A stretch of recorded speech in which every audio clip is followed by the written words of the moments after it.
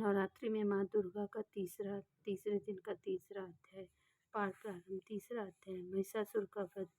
ऋषि बोले, महाअसुर जिसुर सेनापति ने जब यह देखा कि सेना तो इस प्रकार मारी जा रही है, तब उसे बड़ा क्रोध उत्पन्न हो गया और वह स्वयं भी अंबिका के साथ युद्ध करने निकल पड़ा। युद्ध में जाकर उसने देवी जी पर बाणों की इस प्रकार वर्षा की जैसे मेघ सुमेरु पर्वत की चोटी पर जाकर जलधारा बरसा रहा हो।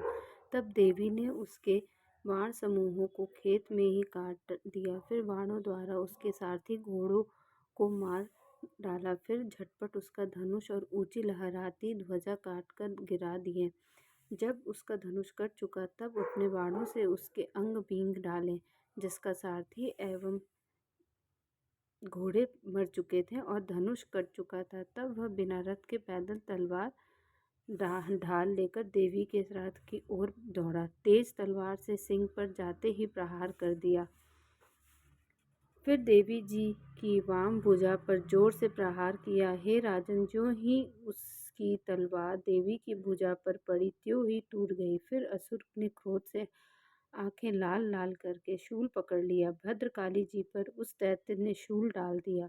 वह शूल इस प्रकार चमकता जैसे कि आकाश में सूर्यमंडल गिर रहा हो। देवी जी ने अपनी ओर आते हुए शूल को देखकर उस पर अपना शूल चला दिया, जिससे वह शूल सैकड़ों टुकड़े हो गया। साथ में उस चित्सुर महादैत्य के प्राण निकल गए। जब महिषासुर का बलवान सेनापति मारा गया, तब देव शत्रु श्यामल हाथी पर बैठकर आ गया और आते ही उसने अंबिका देवी पर शक्ति का प्रहार किया। श्री देवी जी ने हुंकार द्वारा ही तेज हीन कर उसे जमीन पर गिरा दिया। अपनी शक्ति को गिरा हुआ देखकर चामर को बड़ा क्रोध आ गया। उसने पुनः शूल का प्रहार कर दिया। शूल को भी देवी जी ने बाणों द्वारा उछाल डाला। तब सिंह उछलकर हाथी के मस्तक पर चढ़ बैठा। फिर दैत्य ने के साथ भुजा युद्ध करने लगा। वे दोनों परस्पर लड़ते लड़ते उस हाथी पर से नीचे पृथ्वी पर आ गिरे और भयंकर प्रहारों से परस्पर युद्ध करने लगे। तब बड़े वेग से सिंह ऊपर को उछला और ऊपर आकाश से नीचे की ओर गिरते गिरते पंजों के प्रहार से दैत्य चामर का सिर धड़ से अलग कर डाला।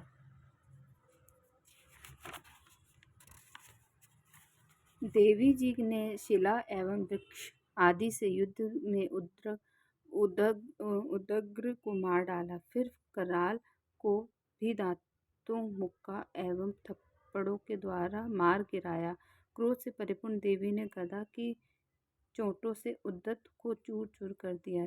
भिंदीपाल शस्त्र द्वारा वाष्यकल तथा बाणों द्वारा अंधक एवं ताम्र को मारकर यमधाम भेज दिया।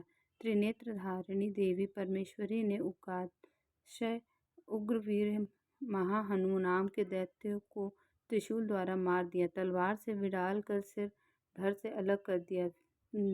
धुर और दुर्मुख इन दोनों को बाणों द्वारा यमरूपी पहुंचा दिया।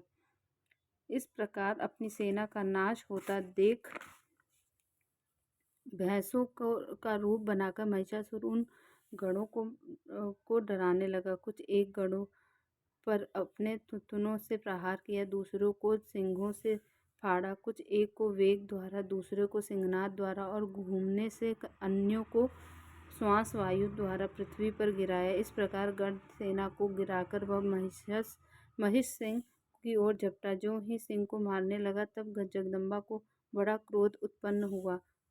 इधर महापराक्रमी महिषासुर भी क्रोध से पृथ्वी तल को अपनी खुरों से खोदने लगा। फिर सिंहों से बड़े ऊंचे ऊंचे पहाड़ उठाकर फेंकने लगा। साथ ही गरजने लगा। वेग के साथ घूमने पर पृथ्वी क्षुब्ध होकर फटने लगी। उसने पूंछ से समुद्र पर प्रहार किया, जिससे क्षुब्ध होकर समुद्र पृथ्वी की ओर से डूबने लगा।